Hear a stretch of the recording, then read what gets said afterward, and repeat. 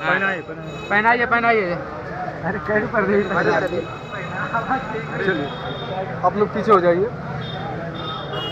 आज हम चिउटना चौराहे पर मैं कौन आए चालू है चिउटना चौराहे पर ब्लॉक सिमरियावा संत कबीर नगर 313 भावी प्रत्याशी विधायक पद के दावेदार मोहम्मद शफीक जी का यहाँ जो है संविधान अधिकार यात्रा का कार्यक्रम हुआ है।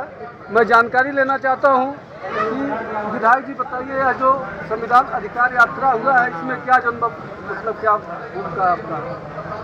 मैं संविधान अधिकार यात्रा के अंतर्गत इस पूरे विधानसभा के क्षेत्र के एक एक गांव में पहुंच करके मैं संविधान में उनको जो दिया गया अधिकार है वो लोगों को मैं बता रहा हूं।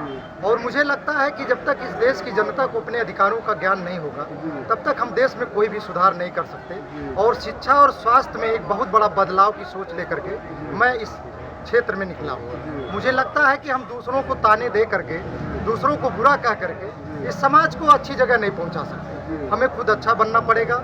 और एक अगर मैं यहाँ यूनिवर्सिटी और एक बहुत बड़ा अस्पताल का निर्माण लोगों के जन सहयोग से करने के लिए संकल्प लिया हूँ।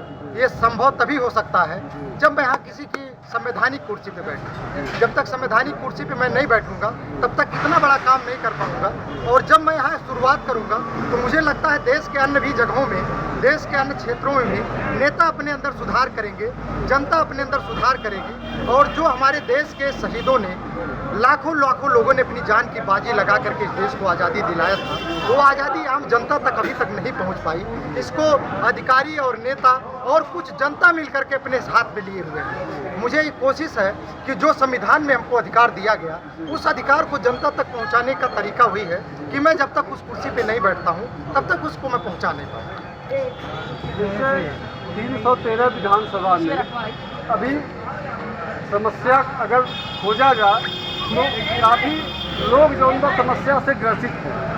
तो क्या जो उनका आप मतलब क्या आश्वासन देना चाहते हैं कि मान लीजिए जनता अगर आपको चुन रही है तो आप मतलब उसके बाद जो उनका अपना क्या निर्णय लेना चाहते हैं? देखिए, मेरे अधिकार में तो वो चीज़ें हैं अपनी बात को करना। अभी संविधान अधिकार यात्रा के दौरान मैं भी गया हुआ था।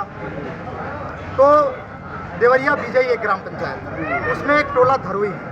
वहाँ के गांव के लोगों को देखा कि किस दशा में वहाँ जी रहे हैं। मतलब उस रास्ते से आप दिन में नहीं जा सकते, रात को आप कैसे जाएंगे। उन लोगों ने मुझसे समस्या को अवगत कराया। मैं उसके पत्र तैयार कर लिया हूँ।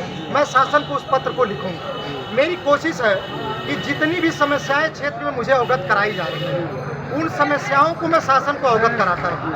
और अगर मेरी समस्याओं पे जो भी अधिकारी आज सुनेंगे नहीं और उस पर अमल नहीं करेंगे, लेकिन जिस दिन मैं उस ताकत, उस सत्ता की कुर्सी पे पहुंचूंगा वो सारे अधिकारियों से जवाब तलब करने का काम करूंगा कि इस सवाल का जवाब तुमने क्यों नहीं किया और इस सवाल के जवाब में तुमने इसका समस्या का समाधान क्यों नहीं किया, इसका जवाब दो। और जो लोग उस कार्रवाई लापरवाही बरतेंगे सारे लोगों को दंडित कराने का काम करूंगा।